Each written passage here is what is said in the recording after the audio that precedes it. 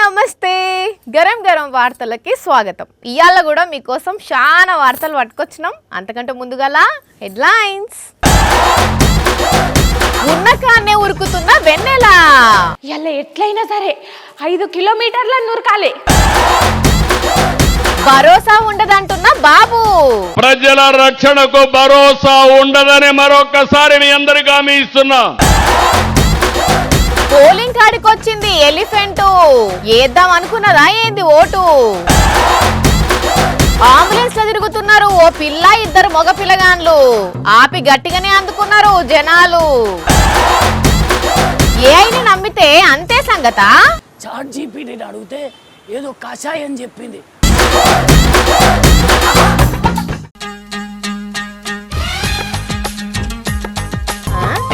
ఈ పిల్లేంది ఆడదాన్నే ఉరుకుతున్నట్టు చేస్తుంది.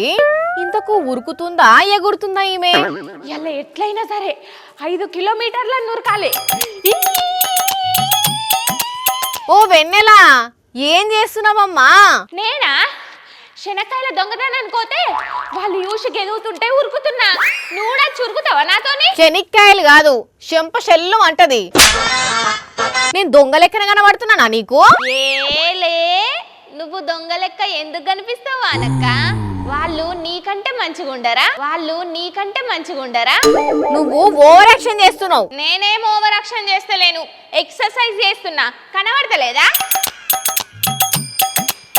ఆహా, వాకింగ్ రన్నింగ్ ఎవ్వలన్నా గ్రౌండ్ పోయి చేస్తారు. ఇట్లా ఉన్న కాన్నే ఉరుకుతారా? అబ్బో, మాకు తెలియదు మరి. ఈమెదో పెద్ద యోగా టీచరు, జిమ్ ట్రైనర్ అన్నట్టు చెప్తున్నది నాకు పెద్ద. ఎవ్వలన్నా వాకింగ్ చేస్తే నడుచుకుంటా పోతారు గాని ఆడదాన్నే నడుస్తారా ఎక్కడన్నా?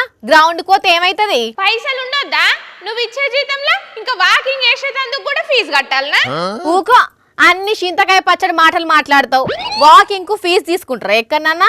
అదేమన్నా డాన్స్ ట్రైనింగా, జిమ్ ట్రైనింగా, గేమ్స్ కోచింగా? అన్ని కథలు చెప్తావు. అరే నిజం వానక్క, వాకింగ్ కు పోతే కూడా పన్నేస్తున్నారట. కుండ రాజీవన్న చెప్తున్నాడు. కూటమి ప్రభుత్వం వచ్చాక విశాఖపట్నంలో వాకింగ్ మీద ట్యాక్స్ వేయడం అనేటువంటి ఒక దుర్మార్గమైనటువంటి చర్యకు మీరు పూనుకున్నారు. వాకింగ్ చేస్తే మనిషికి 720 రూపాయలు ట్యాక్స్ అంటున్నారే. ఇన్నవా వానక్క, వాకింగ్ పోయి ఫీజు కట్టే అంత లేదని చెప్పి ఇగో గిట్లా ఉన్న కాన్నే వాకింగ్ చేస్తున్నా. ఏం చేయమంటావు? అవ్వా, ఇదే చిత్రముల్లా వాకింగ్ మీద పన్నేస్తారా? ఈ లెక్కన చూస్తే టాకింగ్ మీద పన్ను, స్మైలింగ్ మీద కూడా పన్నేస్తారా ఎట్లా? అదే కదా, ఈ మాట కూడా అడిగిండు రాజీవన్న. ఈ రోజు వాకింగ్ మీద పన్ను, రేపు టాకింగ్ మీద కూడా పన్నేస్తారా? ఎల్లుండి బాతింగ్ మీద, ఆ మర్నాడు బ్రీతింగ్ మీద కూడా పన్నేస్తారా? వామ్మో, ఇదే నిజమైతే జనాలు ఎట్లా బతుకుతారు? ఎన్నెన్ని పన్నులు కడతారు? నడిస్తే పన్ను, పడుకుంటే పన్ను వేసేటటువంటి చెత్త విధానాన్ని విశాఖపట్నంలో మీరు అమలు చేయాలనుకుంటున్నారా అని నేను ఈ కూటమి ప్రభుత్వాన్ని అడుగుతున్నా. చూడాలా మరి ఈ కూటమి సర్కార్ దీని గురించి ఏం చెప్తుందో. ఏ లీడర్ అయినా సరే నన్ను గెలిపిస్తే ప్రజల రక్షణకు భరోసా కల్పిస్తాం అంటారు. ఏ సీఎం అయినా ఇదే మాట చెప్తారు. ప్రజల రక్షణ కోసమే పనిచేస్తారు. కానీ అదేందో విచిత్రంగా చంద్రబాబు సారు అందుకు విరుద్ధంగా చేస్తాం అని అంటున్నారు. అవునుల్లా, ప్రజల రక్షణకు భరోసా ఉండదట సార్ జయంగా. నేను ఎప్పుడు మోసగాళ్ల పైన కన్నేసి ఈ రాష్ట్రంలో ప్రజల రక్షణకు భరోసా ఉండదని మరొకసారి మీ అందరికీ హామీ ఇస్తున్నా. నాకు అర్థం కాలేదు సార్. ప్రజల రక్షణకు భరోసా ఉండదని మరొకసారి మీ అందరికీ హామీ ఇస్తున్నా. ఇన్న రానుల ప్రజల రక్షణకు భరోసా ఉంటదని చెప్పాల్సిన చంద్రబాబు సారు, ప్రజల రక్షణ కోసమే పనిచేస్తామని చెప్పాల్సిన చంద్రబాబు సారు ప్రజల రక్షణకు భరోసా ఉండదు అని చెప్తున్నాడు. ఏందుల్లా ఈ చంద్రబాబు సార్ ఇట్లా మాట్లాడతాడు? ఈ రాష్ట్రంలో ప్రజల రక్షణకు భరోసా ఉండదని మరొకసారి మీ అందరికీ హామీ ఇస్తున్నా.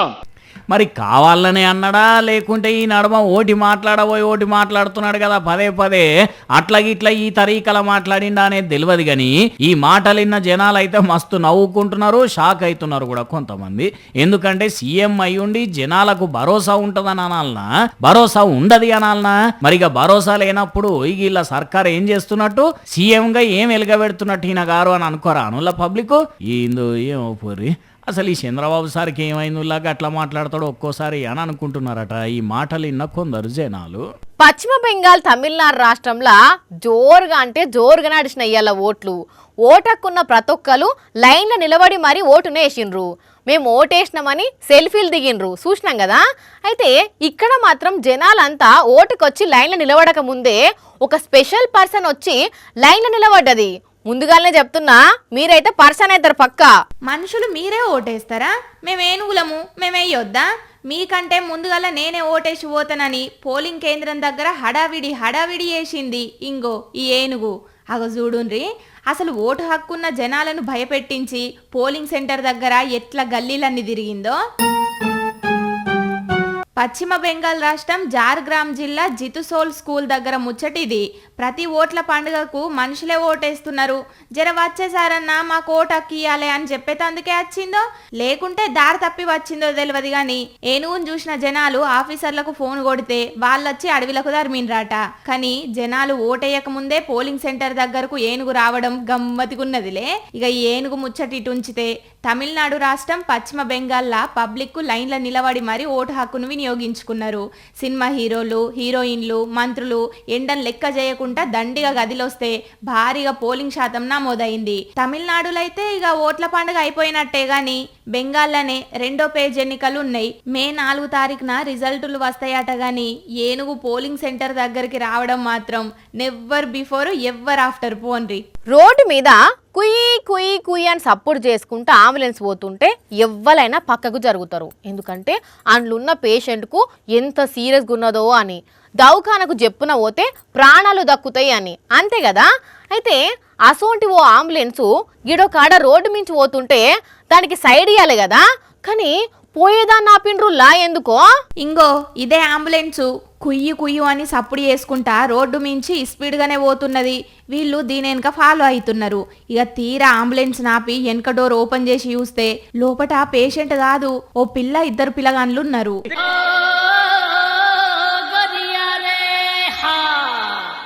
అవ్వా ఎంత దారుణముల్లా! కొంచెమన్నా సిగ్గున్నదా వీళ్లకు? ఇది అంబులెన్స్ అనుకుంటున్నారా లేకపోతే హోటల్ అనుకుంటున్నారా? పోయి రోత పనుల కోసం గిన్నెలెక్కిండ్రు. అయినా వీళ్ళని ఎక్కించుకున్న అంబులెన్స్ డ్రైవర్ కన్నా కొంచెమన్నా ఇజ్జత్ ఉండొద్దా? ఇందుకైనా సర్కార్ అంబులెన్స్ కు పర్మిషన్ ఇచ్చింది. అరే పేషెంట్ల పానాలు కాపాడుండ్రయ్యా అంటే గిస్వంటలను ఎక్కించుకొని తిప్పుతారు. పాపం లోపల నిజంగానే పేషెంట్ సీరియస్గా ఉండవచ్చని రోడ్డు మించి పోయే జనాలు సైడ్ ఇచ్చి మరీ సాగనంపి దేవుణ్ణి కాపాడమని మొక్కుతే లోపలనేమో వేరే కథ నడవబట్టే. మరి దీన్ని ఎవరు చూసిండ్రో ఎట్లా చూసిండ్రో తెలియదు గాని చాలా మంది బండ్లేసుకుని అంబులెన్స్ ఎంబడిపడి 5 కిలోమీటర్ల దూరం పోయినాక ఆపిండ్రు. ఇది మధ్యప్రదేశ్ రాష్ట్రంలా. మరి ఆపినాక వట్టిగానే ఊకోరు కదా. 3 తలో 3 అందుకున్నారట. ఛీ, ఒక అంబులెన్స్ని ఇట్లా కూడా వాడతారా అనుల్లా? సిగ్గులేని బతుకులు. జేబు దొంగలను చూసినాం, బ్యాంకుల డబ్బులు కొట్టేసిన దొంగలను చూసినాం, బంగారం షాపుల బంగారం కొట్టేసిన వాళ్ళని చూసినాం, ఇండల్లా జొరబడి డబ్బులు ఎత్తుకపోయిన దొంగలను కూడా చూసినాం కదా. కానీ ఎప్పుడైనా చెప్పుల దొంగలను చూసిర్రా అంటున్నా. ఏ ఊకోవమ్మా, గీ రోజుల్లో కూడా చెప్పుల దొంగలు యాడ ఉంటారా అంటారా? అయితే ఒక్కసారి గిడు చూడుండ్రి. పాత కర్రె బూట్లను బయటిడిసి కొత్త తెల్ల బూట్లకు సూటి పెట్టి 10 సెకండ్లల్లో దొడుక్కొని అవతల పడ్డాడు ఇగో ఈ దొంగోడు. మరి ఎన్ని రోజులకెళ్ళి పాత బూట్లతో తక్లీఫ్ పడుతున్నాడో గాని రోడ్డు మీద పోతుంటే మంచి తెల్లని బూట్లను చూసి మనసు ఆరేసుకొని రప్పు నచ్చిండు. దర్జాగా దొడుక్కొని పత్తా లేకుండా పోయిండు. మరి ఇది ఎక్కడ జరిగిందో, వీడు ఏ ఊరి దొంగోడో గాని సోషల్ మీడియంలా మస్తు అంటే మస్తుగా వైరల్ అవుతున్నది. దొంగోనికి చెప్పు దొరికినా లాభమే అనే సామెత చెప్పుతుంటే ఇన్ని రోజులు విన్నాం గాని ఇప్పుడైతే నిజంగా చూసినాంలే. కిలో చికెన్ కొంటే డజన్ కోడిగుడ్లు ఫ్రీ, డజన్ కోడిగుడ్లు కొంటే 4 కోడిగుడ్లు ఫ్రీ, జంబో బిర్యానీ ప్యాక్ కొంటే ఫ్యామిలీ ప్యాక్ ఫ్రీ అని గిసొంటి ఆఫర్లు పెడితే మస్తుగా చూసినాం, కొన్నాం కదా. అయితే ఈడ కూడా ఒకరు గసొంటి ఆఫరే పెట్టిర్రుల్లా. కాకపోతే అది బిర్యానీ కాదు, చికెన్ కూర కాదు. మరి ఏంటిదంటారా? రావాలి బాబు, రావాలక్క రావాలి. ఒక్కరోజు కూరగాయలు కొంటే వారం రోజులు ఫ్రీ ఫ్రీ ఫ్రీ అని ఆఫర్ పెట్టి జోరుగా అంటే జోరుగా కూరగాయలు కోడిగుడ్ల బేరం చేస్తున్నాడు. ఇగోగి అన్న ఆఫర్ నచ్చి చూడుండ్రి జనాలు ఎట్లొచ్చి కొనుక్కొని పోతున్నారో. అరే ఒక్కరోజు కూరగాయలు కొంటే వారం రోజులు ఫ్రీగా ఇస్తే మరి ఈయనకేం మిగులుతుంది అంటారా? మరి ఫ్లెక్సీలనే రాసి పెట్టిండ్రు కదా లక్కీ డ్రా తీస్తామని. కూరగాయలు కొన్నోళ్ళు చిట్టి రాసి డబ్బాలు వేస్తే ప్రతి సోమవారం తీస్తారట. గెలిచిన వాళ్ళకు వారం మొత్తం కూరగాయలు ఇస్తారట. కానీ ఐడియా గమ్మత్తుకున్నదిలే. ఉపాయం ఉన్నోళ్ళు ఉపాసం ఉండరన్నట్టు బిజినెస్ ఐడియా ఉన్న ఈ అన్న దినం వంటకి తినే కూరగాయల మీద ఈ కమ్మత్ చేసి దుఃఖం నడుపుతున్నాడు. ఎట్లయినా కూరగాయలకు పోతున్నాం కదా, కొనేది ఏదో ఈయన్నే కొని ఒక చిట్టి రాసేస్తే పని అయిపోతుందని చాలా మంది కొంటుర్రట. ఇంతకు ఇది ఈ ఆఫర్ ఎక్కడనో చెప్పలేదు కదా, ఖమ్మం జిల్లా యదులాపురం మున్సిపాలిటీ పరిధిలున్న నాయుడుపేటల. జగనన్నకు ఎంత మంది అభిమానులు ఉంటారో తెలుసు కదా నోళ్ళ. అన్న ఒక్కసారి రోడ్డు మీదకి వస్తుండు అంటే అబ్బబ్బబ్బబ్బబ్బా ఏం జనం. పోలీసులు ఎంత మంది వచ్చాపినా ఆగరు. జగనన్నను చూడాలి, అప్పుడే ఆ నుంచి కదలాలే అనుకుంటా మస్తు అభిమానం చూపుతుంటారు. అసోంటి అభిమానులు నాకు తెలిసైతే ఒక్క జగనన్నకే ఉంటారు కావచ్చుల్లా. అయితే అసోంటి అభిమానుల్లా ఒక అభిమాని ఏం చేసిండో చూడుండ్రి. జగనన్నే మళ్ళీ ముఖ్యమంత్రి కావాలి, జగనన్న ముఖ్యమంత్రి అయితేనే ఏపీ మంచిగుంటది అని చెప్పి ఇగో ఈ అభిమాని ఇట్లా మోకాళ్ళ మీద నడుచుకుంటూ వచ్చి ప్రార్థనలు చేసిండు. హన్మకొండ జిల్లా ధర్మసాగర్ మండల్ కరుణాపురంలో ఉన్న క్రీస్తు జ్యోతి మందిరం ఇది. ఈ అభిమాని పేరు బొడ్డు ప్రవీణ్. జనగామ జిల్లా బచ్చన్నపేట మండల్ లింగంపల్లి ఊరిల్లది. జగనన్న అంటే వీర అభిమానం ఈయనకు. అందుకే జగనన్న మళ్ళీ ఏపీకి ముఖ్యమంత్రి కావాలని చెప్పి ఇప్పటికే సైకిల్ యాత్ర చేసిండట. గుళ్ళల్ల ప్రదక్షిణలు, అర్చనలు, అభిషేకాలు కూడా జరిపించిండట. కొన్ని గుళ్ళలను అయితే మెట్టుకు కొబ్బరికాయలు కొట్టిండట. ఇప్పుడు ఇట్లా ఈ చర్చిలో మోకాళ్ళ మీద మెట్లెక్కి జగనన్న మీద ఉన్న అభిమానాన్ని చూపించిండు. జగనన్న సీఎం కావాలని ఉన్న దేవాలయాల్లో ఇప్పటికే 9,999 కొబ్బరికాయలు కొట్టడం జరిగింది. అభిమానం అంటే ఈ అన్నదే కదా అనుల్లా. ఇట్లా ఈ అన్న ఒక్కడే కాదు, జగనన్న అభిమానులంతా కోరుకునేది కూడా ఇదే కదా. ఆటోలో మీ పక్కన కూర్చొని మంచిగా మాటలు కలిపి మాట్లాడుతున్నారా? బస్సులో మీ పక్క సీట్ల కూర్చొని రాజకీయాల నుంచి ఇంటి ముచ్చట్ల దాకా అడిగి తెలుసుకుంటున్నారా? అయితే మీరు జాగ్రత్తగా ఉండాలనుల్లా, జరంత అనుమాన పడాలి కూడా. అరే అదేంది వాని ఏదో పక్కన కూర్చొని మాట్లాడి ముచ్చట్లు పెడితే ఎందుకు జాగ్రత్తగా ఉండాలి, ఏమైంది అంటారా? అందరు కాకున్నా కొందరైతే ఇగో గీసోంటి దొంగలుంటారులా. కండ్లు మూసి తెరిసే అంతల్ని మసి ఊసి మారేడుగాయ వేసి ఏకంగా కండక్టర్ దగ్గరనే డబ్బులు కొట్టేసి దర్జాగా దిగిపోయిండు ఇగో ఈ దొంగోడు. అగ చూడుండ్రి, కండక్టర్ సాబు టికెట్లు కొట్టిన పైసలన్నీ సీటు కింద దాస్తే ఈ బద్మాష్ గాడు ఎంత తెలివెమ్మటి కొట్టేసి బేగుల పెట్టుకున్నాడో. అయిపాయే 2 సెకండ్లు చేతుల దస్తి పట్టుకొని మాటలు కలిపిండు. చిన్నగా కింద పడేసి డబ్బులు మలిసి లోపల పెట్టేసిండు. మళ్ళీ నెచ్చులు చూడుండ్రి ఎట్లున్నదో. చేతుల ఫోన్ పట్టుకొని ఏం తెలవని పిలగాని లెక్క ఎట్లా పోజులు కొట్టిండో. హర్యానా రాష్ట్రం కైతల్ దగ్గర చోరీది. దగ్గర బస్సుల టికెట్లు కొట్టిన 23,000 రూపాయలను సీటు కింద కండక్టర్ దాస్తే ఈ దొంగ గోషిగాడు చూసి ఇంత పని చేసిండు. అయినా కండక్టర్ అన్న నువ్వైనా పైసలు జేబులో పెట్టుకుంటే ఏమైందే, సీటు కింద పెట్టుకుంటేవి అన్యాలంగా దొంగని పాలు చేస్తేవి అని అంటున్నారు ఈ ముచ్చట చూసిన జనాలు. ఇక ఈ దొంగతనం ఒక ఎత్తైతే ఈ దొంగోడు ఉన్నాడు చూసిండ్రా. గుజరాత్ రాష్ట్రంలో దొంగతనానికి పోయి 60,000 కొట్టేసి ఉడకపోతకు తట్టుకోలేక 6 గంటలు దాంట్లోనే నిద్రపోయి బయటకు వచ్చిండు. ఇక ఇదంతా సీసీ ఫుటేజ్ లో రికార్డ్ అయితే పోలీసులకు ఫిర్యాదు చేస్తే దేవులాడుతున్నారట. కానీ చూడుండ్రి ఏసొంటి దొంగ బడివేగాళ్ళు మోపైతున్నారో లోకం మీద.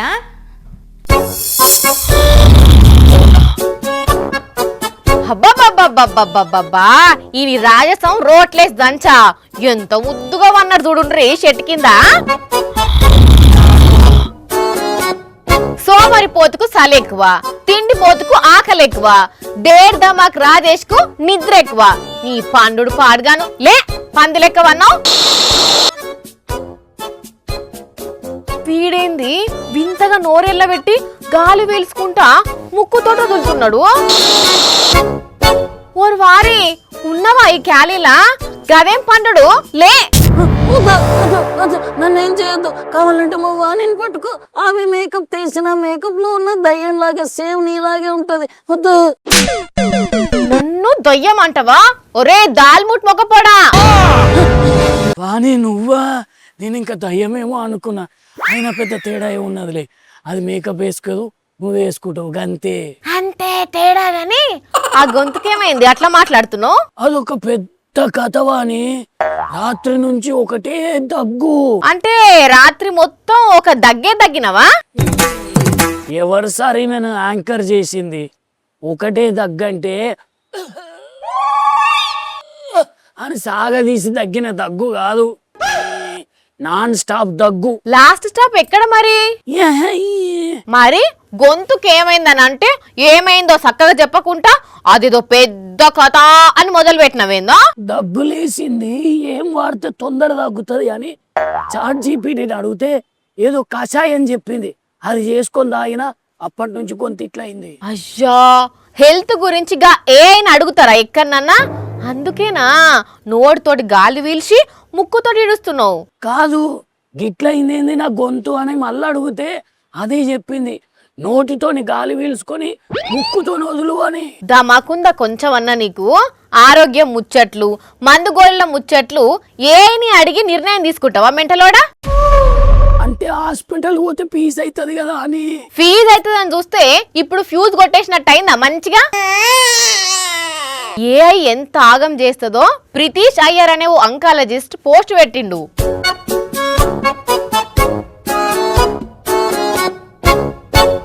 ఆయనకేమైంది? ఆయన కాడికి వచ్చిన ఒక క్యాన్సర్ పేషెంట్ రిపోర్ట్ నట ఏఐకి ఇచ్చి దీని సంగతి ఏందో చెప్పు అన్నాడట. అంటే దానికి అది అసలు ఆ పేషెంట్ కు క్యాన్సరే లేదు, కీమోథెరపీ అవసరమే లేదు, పసరు మందులు వాడితే చాలు అని ఏవేవో పసర్లు చెప్పిందట. తాగిచ్చిండా మరి? నీ తలకాయ, అది రిపోర్ట్ ను తప్పుగా అర్థం చేసుకున్నది. అంటే రిపోర్ట్ లో క్యాన్సర్ అని ఉండేనా?